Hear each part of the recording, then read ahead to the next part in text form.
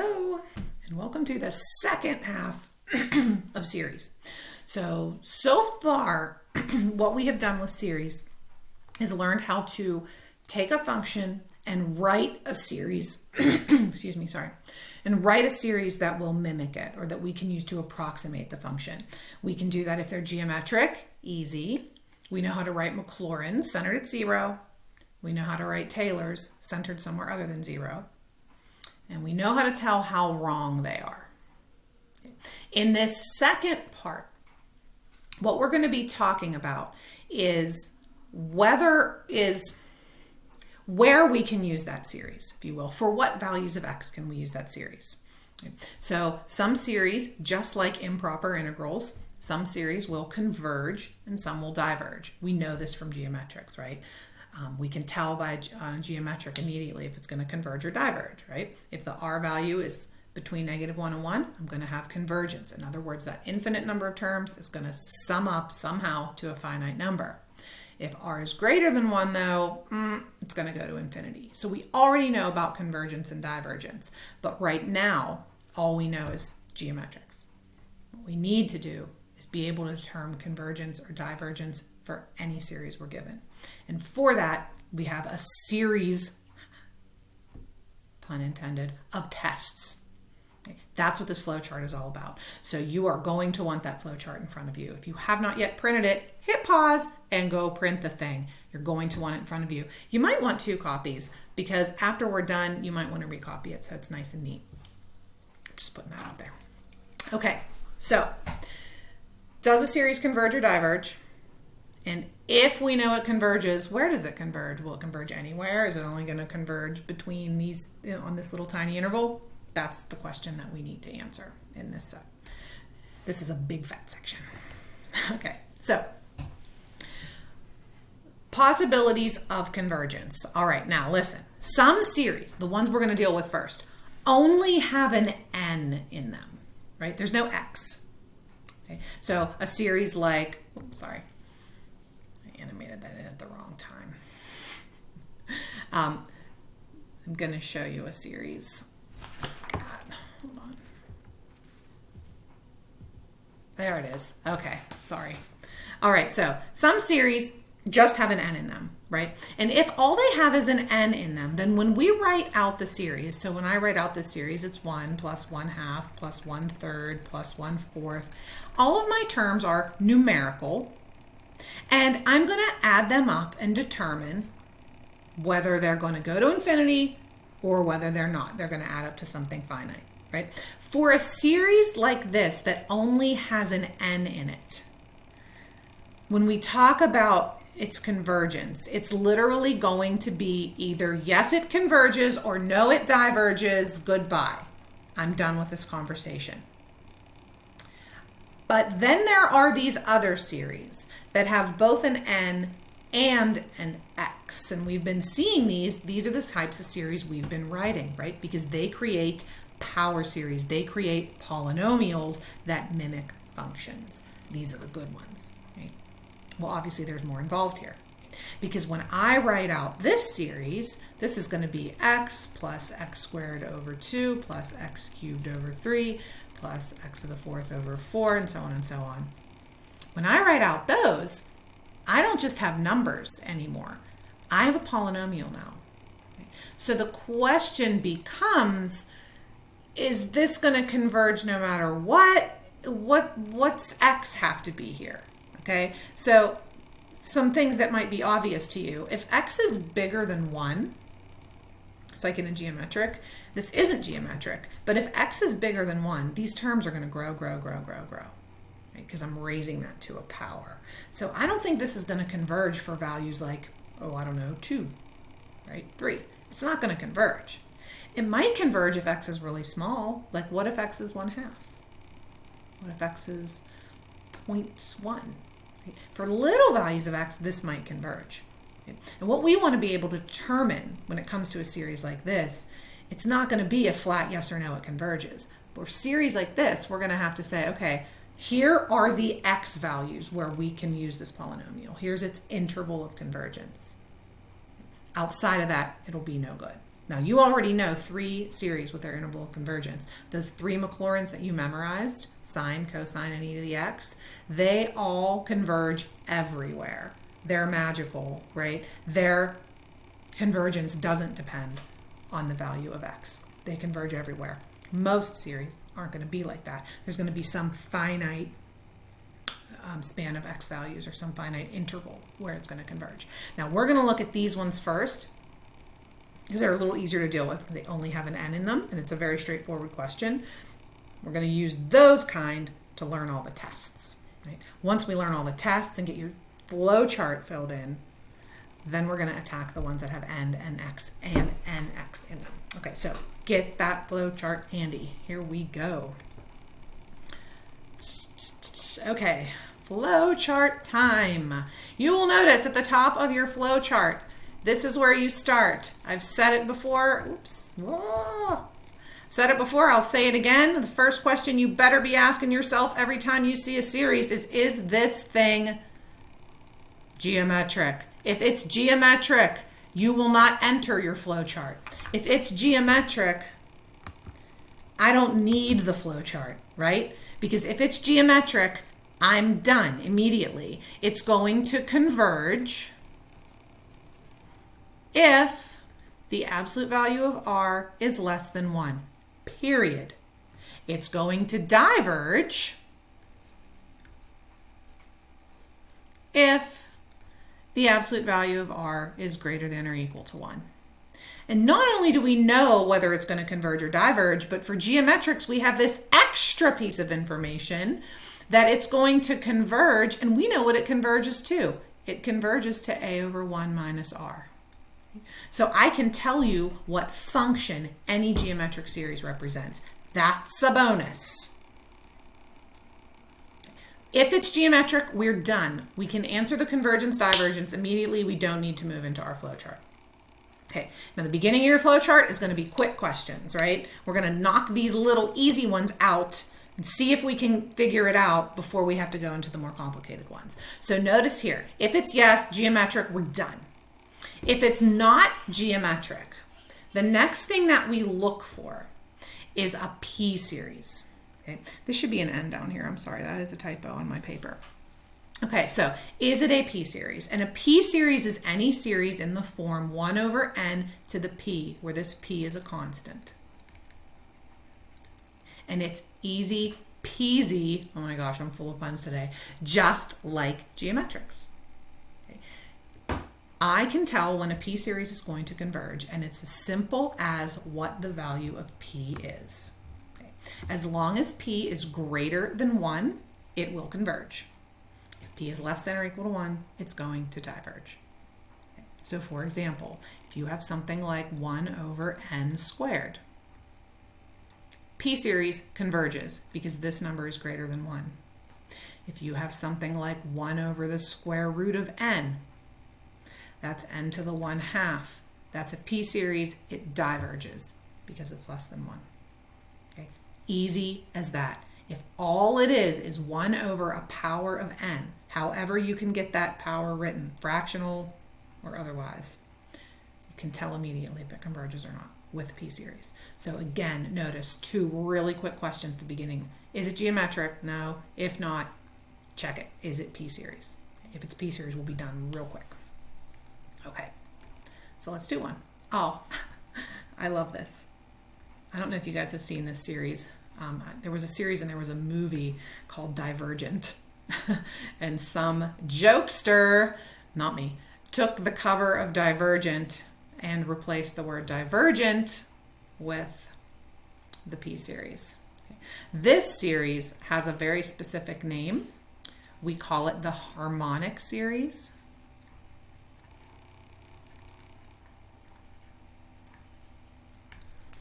One over n, so that's 1 plus 1/2 plus 1/3 plus 1/4 plus 1/5. It comes up a lot for us.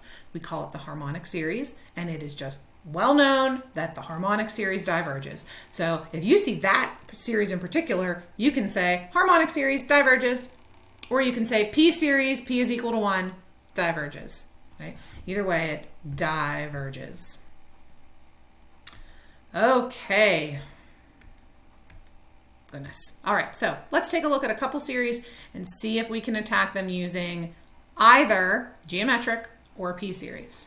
Okay, so always, always, always first question, is it geometric, right? If it's geometric, I should be able to write it as something raised to the n, right? I should be able to rewrite it as an exponential if it's geometric, because geometrics are repeated addition, or I'm sorry, repeated multiplication, and since they're repeated multiplication, that gets written as exponential.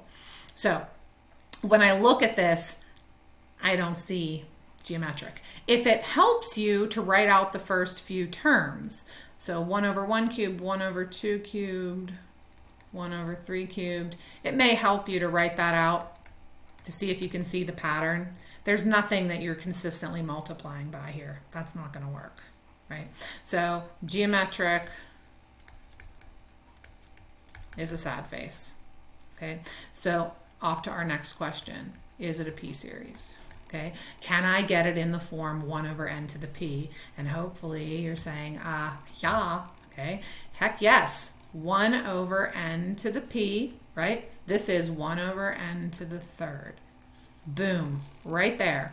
This is p is equal to 3. So we can literally just say, open-ended AP, right?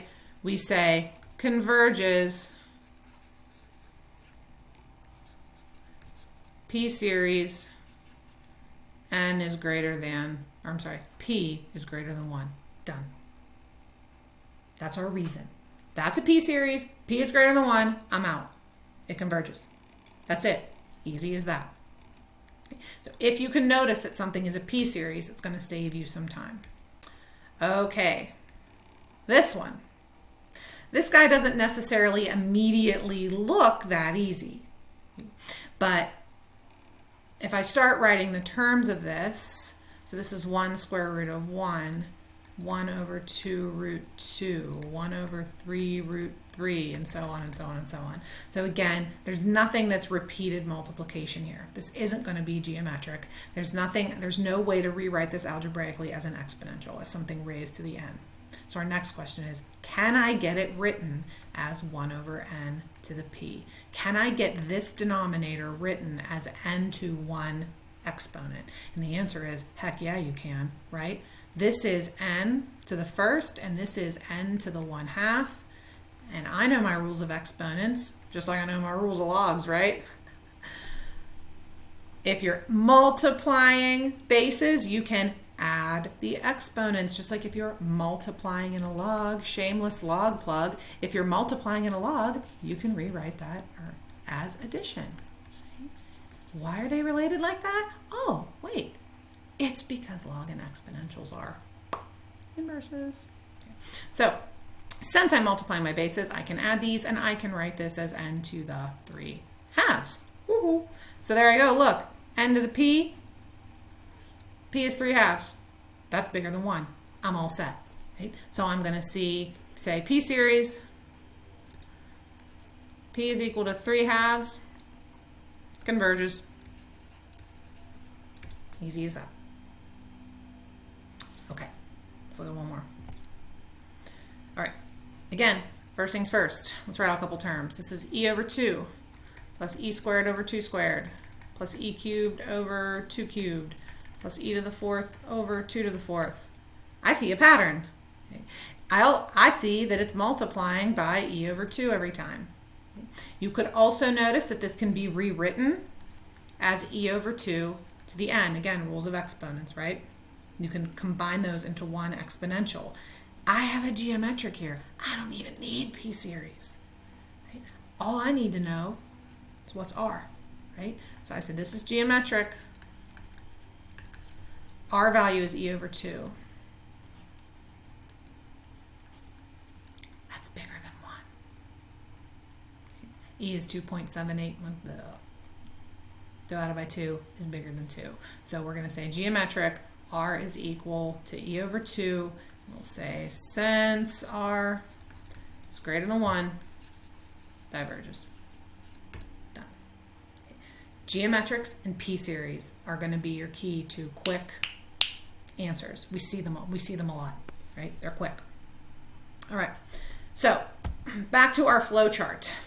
Is it a p-series? If yes, we're good, right? Geometric, bang that out. P-series, bang that out. If both answers were no, this is the last little like easy question we've got at our disposal, the nth term test. Now, here's the problem with the nth term test.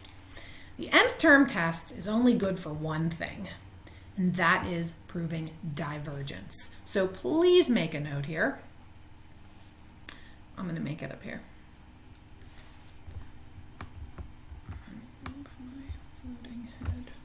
Okay, I'm going to make a note up here that this is only for divergence. You can never, ever, ever, ever, ever say this converges and my reason is nth term test. No, and here's why. The nth term test says this. It asks this question: are your terms approaching zero? If your terms are approaching zero, you might be converging. Maybe.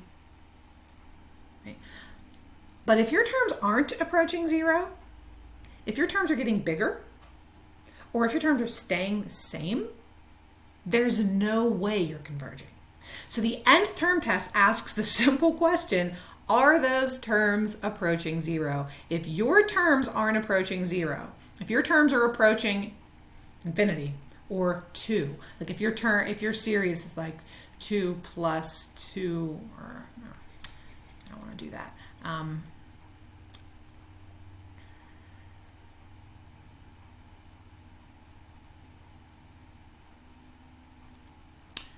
Man, I'm stumped for a minute. I'm trying to think of something that approaches 1. Oh, okay, let's do like 2n over...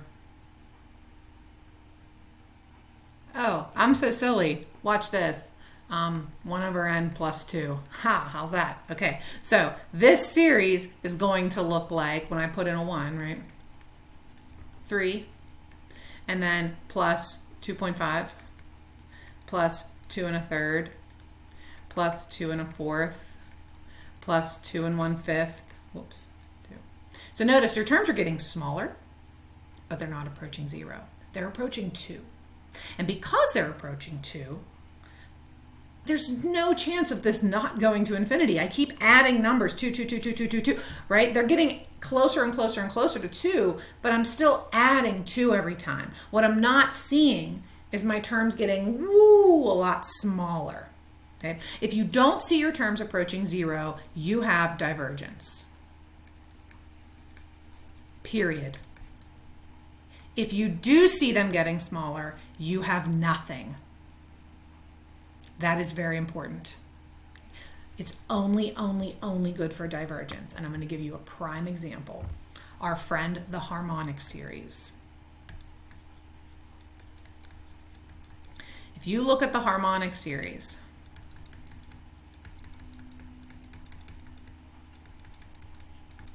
are those terms approaching 0? Yeah, heck yeah, they are. If you look at the limit of 1 over n as n goes to infinity, these terms are approaching 0.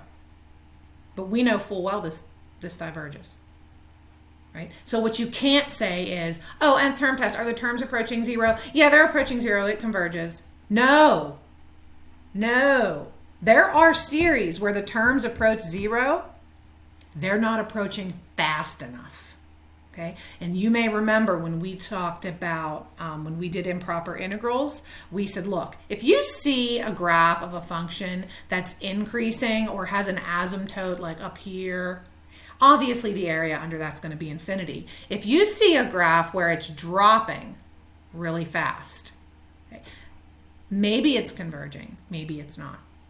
It has to be dropping fast enough. Same thing with this. If they're approaching 0, great, it's a maybe.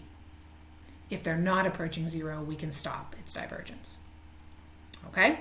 So we got 3 quick ones right off the top. Is it geometric? Is it a p-series? Any chance it's an nth term test? Any chance these terms are getting bigger? Right? Okay. If all of those fail,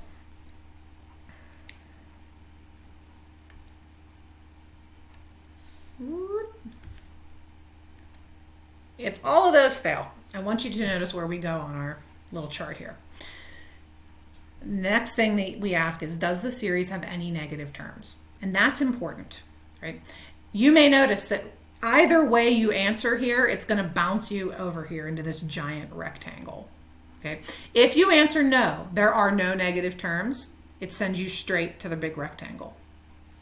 If you answer yes, there are negative terms, then it tells you, we'll talk about this absolute convergence here in a minute. It says, okay, you know what I want you to do? Ditch the negative one to the end. Throw the negative terms away and then go to the big rectangle. Right? And here's why.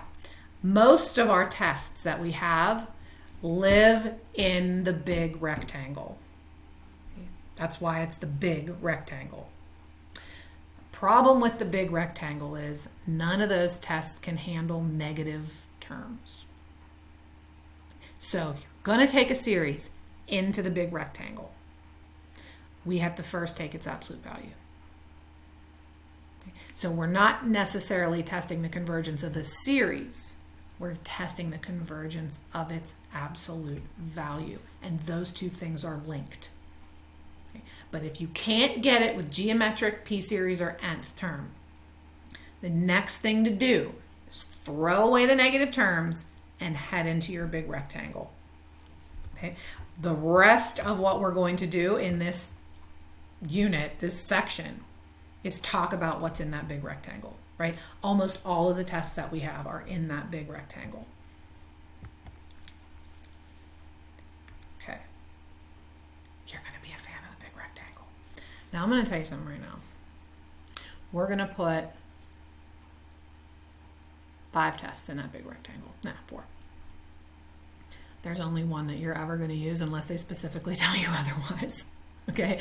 Last year, when they were trying to cut down content, they cut 3 of the 4 tests in this big rectangle. You know why? No one uses them. But we'll get to that. If you can't use geometric, if you can't use p-series, if you can't use nth term, always, always, always try those first. Throw away the negatives, and then we're going to head to the big rectangle. That's where the rest of your tests are. Okay. All right. Next time, we will start talking about those tests. Get excited for that. Any questions? Pop them in the end of the video.